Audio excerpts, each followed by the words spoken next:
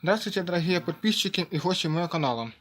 У меня на канале давно не было ничего новенького, но это связано с тем, что сейчас в стране кризис, и я перед карантином устроился на новую работу помощником на стройке. Там немного тяжело работать, устаю, честно говоря, нет сил ничем заниматься. Ну и вот выходные, и я решил продолжить изучение и диагностику этой платы. Я повторюсь, я никогда не ремонтировал подобных устройств. Я делаю как бы диагностику и изучаю принципы работы этого устройства. Это инвектор 12220 вольт Luxeon IPS 4000. Так что, кому интересно, смотрим. Итак, я разобрал плату, снял ее с радиатора, и мы видим вот на плате 4 выходных транзистора, это нарезка синуса, 8 выпрямительных диодов и 4 трансформатора. И сейчас я хочу вам показать осциллографом, какой сигнал у нас на входе перед затворами полевых транзисторов на низковольтной части. Вот, мы наблюдаем осциллограмму, вот такие импульсы при напряжении 12,7 вольт. При изменении напряжения импульсы начинают збільшуватися, возрастать ширина импульсов. И вот при 12 вольтах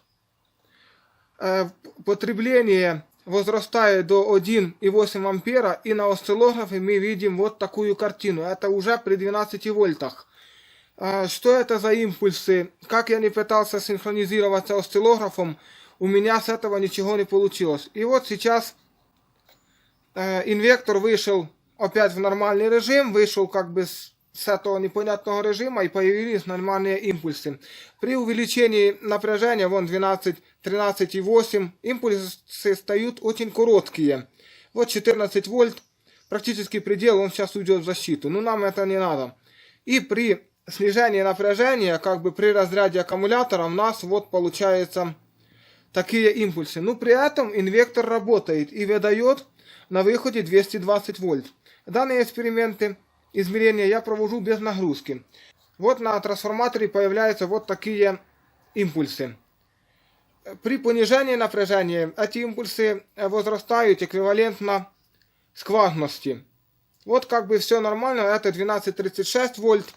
И при понижении напряжения на трансформаторе тоже происходит вот такое непонятная осциллограмма. Я пока не знаю, что это такое. И вот я переставляю щуп на транзисторы, и на транзисторах происходит то же самое.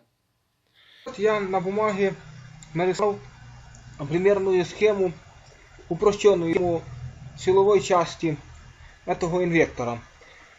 Вот мы видим 4 трансформатора. Первый трансформатор, второй трансформатор, третий трансформатор и вот четвертый трансформатор. И трансформаторы соединены последовательно, параллельно. Вот этих два трансформатора соединены последовательно, потом эти сборки соединены параллельно. И что интересно, что эти трансформаторы, вот эти, формируют как бы два плеча диодного моста. Вот этими 4 диодами формируется полноценный, полнопериодный диодный мост. Но у меня как бы возник вопрос, для чего эти трансформаторы соединены между собой с помощью двух игнисаторов по 0,47 микрофарад на 310. Почему они не соединены физически между собой? Вот не знаю, вот мне стало интересно, и хочу вас спросить, дорогие зрители, может, кто знает, для чего так сделано, то подскажите мне в комментариях. Ну, вот такое у меня результаты по изучению этого инвектора. Так что, кому интересно, подписывайся на канал, поддерживай меня. Я учусь ремонтировать подобную технику, ну и вам показываю интересные моменты. Всем до свидания, до новых встреч, хороших всем майских праздников.